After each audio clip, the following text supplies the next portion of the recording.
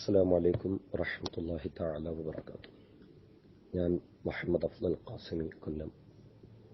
ഞാനിപ്പോൾ ഇങ്ങനെ ഒരു വോയിസ് ക്ലിപ്പ് അയക്കുന്നതിൻ്റെ ആവശ്യകത, നമ്മുടെയൊക്കെ മൊബൈലുകളിലേക്ക് സോഷ്യൽ മീഡിയകളിലൂടെ ഒരു വീഡിയോ വന്നെത്തിയിട്ടുണ്ടാകും. ഒരു കാവി തുണി ചുറ്റിക്കൊണ്ടൊരു മനുഷ്യമൃഗം ഒരിടത്തിരുന്നു കൊണ്ട് വർഗീയതയുടെ വിഷം ചീറ്റുന്നതായി നമ്മുടെ എല്ലാവരുടെയും ശ്രദ്ധയിൽപ്പെട്ടിട്ടുണ്ട്. ആ വിവരമില്ലാത്ത മനുഷ്യനെന്ന് പറയാൻ കഴിയില്ല. ആ വിവരമില്ലാത്ത വർഗീയ ജീവിയായ ആ സംഘി, അവൻ പറഞ്ഞതിന് മറുപടിയോ അല്ലെങ്കിൽ അങ്ങനെയുള്ള കാര്യങ്ങളോ അല്ല ഞാൻ ചർച്ച ചെയ്യുന്നത്. മറിച്ച് അവൻ ഈ സമയത്ത് അവനെപ്പോലെയുള്ളവർ എന്തിനാണ് ഒരൊറ്റ ക്ലിക്കിലൂടെ ലക്ഷക്കണക്കിന് മനുഷ്യരുടെ കൈകളിലെത്തുന്ന സോഷ്യൽ മീഡിയകളിലൂടെ വർഗീയ വിഷം ചീറ്റുന്നത് എന്ന് നാം കേരളത്തിലെ ജനങ്ങൾ, മുസ്ലിമുകളും അമുസ്ലിമുകളും ഉൾപ്പെടെയുള്ളവർ വളരെ ഗൗരവമായി ഗഹനമായി അറിയേണ്ടുന്നതും ചിന്തിക്കേണ്ടുന്നതുമുണ്ട്. നമുക്കറിയാം, ദിവസങ്ങൾക്ക് മുമ്പ് മാതൃഭൂമി എന്ന പത്രത്തിൽ വന്നതായ പ്രവാചക നിന്ന, ഇപ്പോൾ അതിനേക്കാൾ കടുകടുത്ത വളരെ മോശമായ ഭാഷയിൽ അവന്റെ ആ സംസാരം കേൾക്കുമ്പോൾ നമുക്കറിയാം, അവൻ രണ്ടും ഉറപ്പിച്ച് ഒരു വർഗീയ കലാപത്തിലൂടെ കടന്നുവരുന്ന രാഷ്ട്രീയ തെരഞ്ഞെടുപ്പിൽ ഒരു മുതലെടുപ്പ് നടത്താനുള്ള സർവ്വശ്രമങ്ങളും ആണ് അതിലൂടെ അവൻ നടത്തുന്നത്.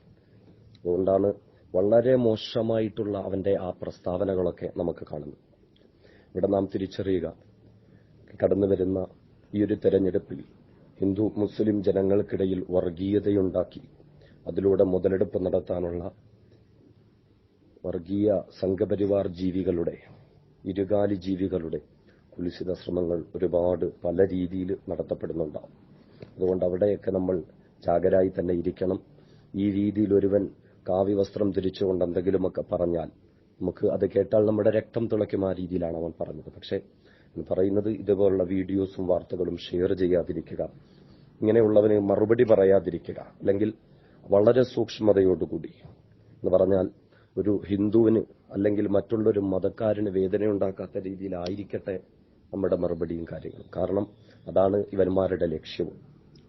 അതുകൊണ്ട് ആ രീതിയിലായിരിക്കട്ടെ.